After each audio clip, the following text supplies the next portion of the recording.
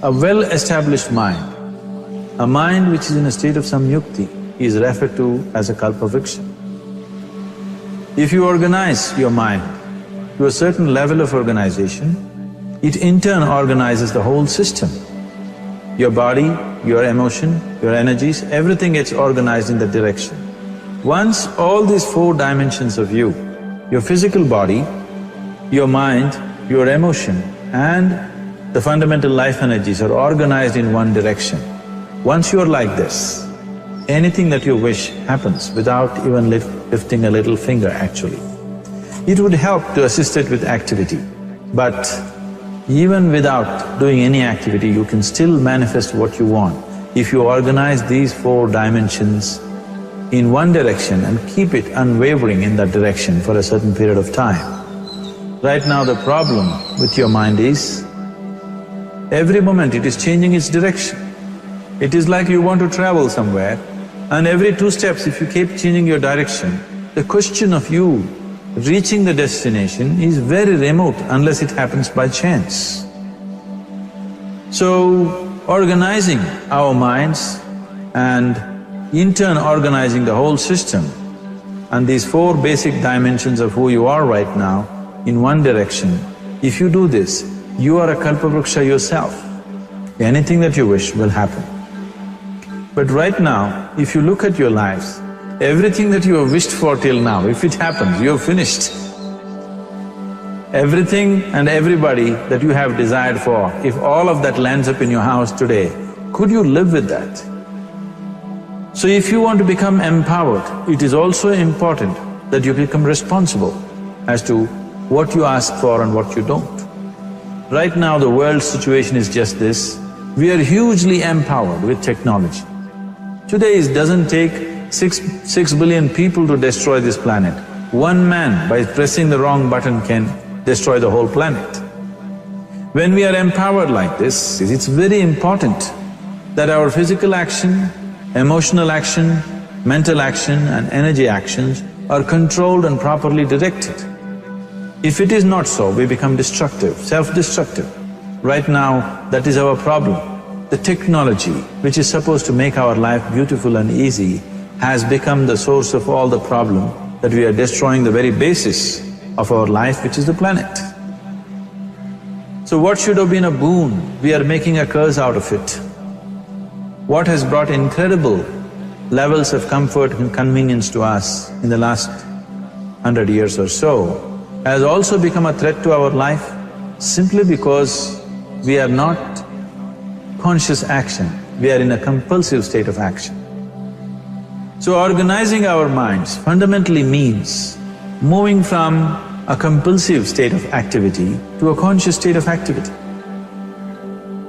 You might have heard of people for whom they asked for something and beyond all expectations it came true for them. Generally this happens to people who are in faith. Now, let's say you want to build a house. If you start thinking, oh, I want to build a house, to build a house I need 50 lakhs, but I have only 50 rupees in my pocket, not possible, not possible, not possible. The moment you say not possible, you're also saying I don't want it. So on one level, you're creating a desire that you want something, on another level, you're saying I don't want it. So in this conflict, it may not happen. Someone who has some faith in a god or in a temple or whatever, who is simple-minded. Faith works only for those people who are simple-minded. Thinking people who are too much thinking, for them it never works. A childlike person who has a simple faith in his god or his temple or whatever, he goes to the temple and says, Shiva, I want a house. I don't know how, you must make it for me. Now in his mind there are no negative thoughts. Will it happen? Will it not happen? Is it possible? Is it not possible? These things are completely removed by this simple act of faith. Now he believes Shiva will do it for him and it will happen. So is Shiva going to come and build your house? No, I want you to understand, God will not lift his little finger for you. What you refer to as God is the source of creation. As a creator, he has done a phenomenal job, there's no question about it. Could you think of a better creation than this? Is it in anybody's imagination to think anything better than what is there right now? So as a creator, he has done his job wonderfully well. But if you want life to happen the way you want it, because right now, the very crux of your happiness and your well-being is this: if at all if you're unhappy, the only and only reason why you're unhappy is life is not happening the way you think it should happen. That's all it is. So if life is not happening the way you think it should happen, you're unhappy. If life happens the way you think it should happen, you are happy. It's as simple as that. So if life has to happen the way you think it should happen, first of all, how you think, with how much focus you think, how much stability is there in your thought, and how much reverberance is there in the thought process will determine whether your thought will become a reality or is it just an empty thought. Or how you do not create any impediments for your thought by creating negative thought process. Is something possible or not possible? Is destroying humanity. What is possible and not possible is not your business, it's nature's business. Your business is just to strive for what you want. Right now you're sitting here. If I ask you two simple questions, I want you to just look at this and answer this. Right now from where you're sitting, can you just fly off? You say no? Right now from where you're sitting, can you get up and walk? You'll say yes. What is the basis of this? Why you say no to flying and yes to walking? Because past experience of life, many times you've gotten up and walked, never did you fly off. Or in other words, you're using the past experience of life as a basis for deciding whether something is possible or not possible. Or in other words, you have decided that what has not happened till now cannot happen in your life in future. This is a disgrace to humanity and the human spirit. What has not happened till now on this planet can happen tomorrow. Human beings are capable of making it happen tomorrow. So what is possible and what is not possible is not your business. That is nature's business. Nature will decide that. You just see what is it that you really want and strive for that. And if your thought is created in a powerful way, without any negativity, without any negative thoughts bringing down the intensity of the thought process, it will definitely manifest. The whole existence today, modern science is proving, is just a reverberation of energy. It is a vibration. Similarly, your thought is also a vibration. If you generate a powerful thought and let it out, it will always manifest itself. So generally, people are using faith as a means to remove the negative thought. Today, once you have become thinking human beings, your faith is not too deep. It doesn't matter how much faith you think you have, somewhere doubts always crop up. Right now, the way your minds are made, this moment, if God appears right here, you will not surrender to Him. You will want an investigation whether He is really God or not. With this kind of mind, you should not waste your time on faith. So there is an alternative, which is commitment. If you simply commit yourself to creating what you really care for, now once again, your thought gets organized in such a way, there is no such thing as whether it's possible or not possible. There is no hurdle in your thought process. Your thought flows freely towards what you want. Once this happens, making it happen will also naturally follow. So to create what you really care for, first and foremost thing is that what you want must be well manifested in your mind, that this is what I want. Is that what you really want? You must look at it, because any number of things in your life you have thought, this is it. The moment you reach there, you realize that's not it, it's the next one and the next one and the next one. So what is it that one really wants is one thing. First of all, we must explore. Once that is clear and we are committed to creating it, now there is a continuous process of thought in that direction. Once you can maintain a steady stream of thought without changing direction, definitely this is going to happen in your life, or it will definitely manifest as a reality in your life. So, either you make this human form into a kalpavriksha, or you make it into one big mess, which is happening all over. One reason why we have not created the kind of world that all of us would want to live in is, too many people are busy looking up. Too many people are interested in other planets, they're not interested in this planet.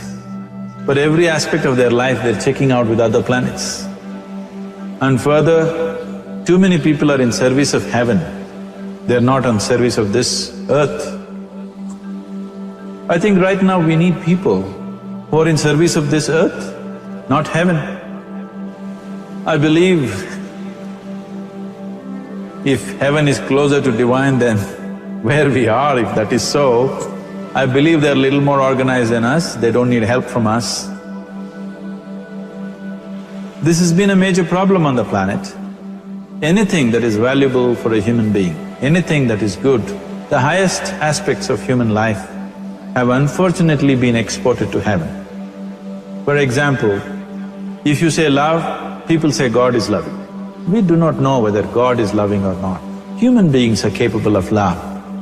It is very, very important that people understand human beings are capable of love, human beings are capable of compassion, human beings are capable of joy and blissfulness. All the good things that are possible for a human being, unfortunately have been exported to heaven.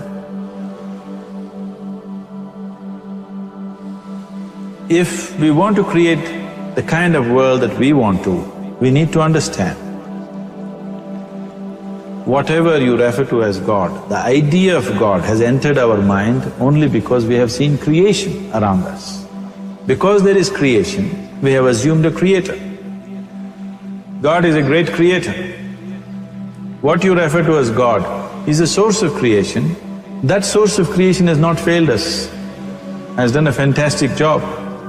But now the question is about management. If you want to leave the management in the hands of the Creator, He will manage it in His own way, according to His agenda. But that's not what you want. You want life to happen the way you want it. Now, for example, let's say all of you here are the India soccer team for the next World Cup, and I am the coach. So these next 4 years, everything that you need to know about football is taught to you. Everything that I know about football is poured into you in so many ways. Now, the time to play the match has come. You're on the field and the ball comes near your foot, but you look at me, then it's no good. You've seen those coaches sitting there and boiling, nothing happens. Because now, once you're on the field, it's your job. So this is the same thing. The Creator has done a fantastic job. Now you're here. It is for you and me to see how to manage this, how we want it, how to keep this world, in what condition would all of us enjoy it best is something that we have to look at. So at every stage in our life, we tend to think, this is it. If this one thing happens, everything will be fine with my life.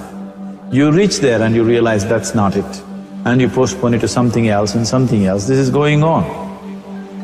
The first and foremost thing is, you must be clear what is it that you really want.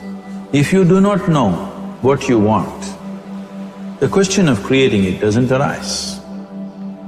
If you look at what you really want, what every human being wants is, he wants to live joyfully, he wants to live peacefully. In terms of its relationships, he wants it to be loving and affectionate. Or in other words, all that any human being is seeking for is pleasantness within himself, pleasantness around him. If this pleasantness, if it happens in our body, we call this health and pleasure. If it happens in our mind, we call this peace and joy. If it happens in our emotion, we call this love and compassion. If it happens in our energy, we call this blissfulness and ecstasy. This is all that a human being is looking for. Whether he is going to his office to work, he wants to make money, build a career, build a family, he sits in the bar, sits in the temple, he is still looking for the same thing. Pleasantness within, pleasantness around. If this is what we want to create, I think it's time we addressed it directly and commit ourselves to creating it. So you want to create yourself as a peaceful human being, joyful human being, loving human being, a pleasant human being on all levels. And do you also want a world like this? A peaceful world, a loving world, a joyful world? No, I want greenery, I want food. When we say a joyful world, that means everything that you want has happened. So this is all that you're looking for. So all that you need to do is commit yourself to creating it, to create a peaceful, joyful and loving world, both for yourself and everybody around you. Every day in the morning, if you start your day with this simple thought in your mind, that today, wherever I go, I will create a peaceful, loving and joyful world. If you fall down 100 times in the day, what does it matter? For a committed man, there is no such thing as failure. If you fall down 100 times, 100 lessons to be learnt. If you commit yourself like this to creating what you really care for, now your mind gets organized. Once your mind gets organized, the way you think is the way you feel, your emotion will get organized. Once your thought and emotion is organized, your energies will get organized in the same direction. Once your thought, emotion and energies are organized, your very body will get organized. Once all these four are organized in one direction, your ability to create and manifest what you want is phenomenal. You are the creator in many ways. Why I am saying you are the creator is, I want you to look at the nature of your life right now. If you eat a banana, in 4 hours' time, this banana becomes a human being. There is something within you, a life-creating process, a process which builds this body. The manufacturer of this body is within. You give him a banana, he makes a human being out of that banana. Transforming a banana into a human being is not a small thing. It is a phenomenon. It is just that this phenomena is happening within you unconsciously. If you could only consciously manifest this, making a banana into a human being, you are the creator. You are nothing less than that. As the theory of evolution goes, to make a monkey into a human being, it took millions of years. Over an afternoon, you can make a banana into a human being or whatever else, a piece of bread that you eat, into a human being. So, the very source of creation is functioning within you. If you organize these four dimensions of mind, emotion, body and energy in one direction, the source of creation is with you. You are the creator. What you want to create will happen to you effortlessly. Once you're organized like this, now you are not a mess. You are a kalpavruksha. You have the power to create what you want. There are tools and technologies as to how to organize this system in such a way that instead of being a psychological mess, you can make yourself into a kalpavruksha. This culture, these traditions, the whole technology of yoga is just about this, transforming yourself from being just a piece of creation to the creator himself. This is not in search of God, this is in search of becoming a God. This is not in search of divine, this is in search of becoming divine. Because that which you call as divine, that which is the source of existence, is throbbing within you every moment of your life. Otherwise, a piece of bread cannot become a human being in the course of an afternoon. So, shifting from being just a piece of flesh and blood to becoming a creator, there is a whole science and technology for this. There are tools to make this happen. That which is the source of creation is functioning within you every moment of your life.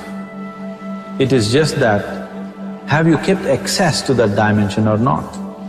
Organizing the four basic elements of your life will give you that access. There are tools and technologies to do this.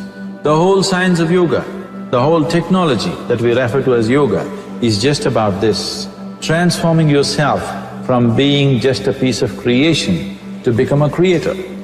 For example, 100 years ago, if I picked up something like this and I start speaking to someone who is across in another part of the world, you would think it's some kind of a miracle. Either I must be a messenger or a son or maybe God himself.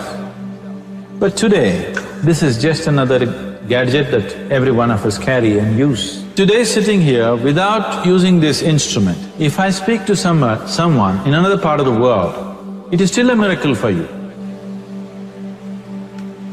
So, this instrument happened because of human mind wanting it to happen. 100 years ago, nobody thought this was possible, but today it is just a common thing. Similarly, many things which are not in our perception yet can be brought into our perception and our ability to create our lives can be greatly enhanced. So the first and foremost thing is to organize the mind and to organize your emotions, body and energy in that line. Once this happens, you are in touch with the fundamental life-creating process within you. Once you're in touch with it, once you're in excess of that power, you have the power to create. You have the power to create your life and your surroundings the way you want it. Because we have lost our power to create, we are making a mess out of ourselves and the world around us. If we operated as the true creator, as it is operating within us, creating this body for us, if we could create our lives with the same sense of organization and sense of purpose, this world and the human being would be in a completely different state. It is my wish and my blessing that every human being in this world should have this access to the source of creation within himself so that he can function here as a creator, not just as a piece of creation.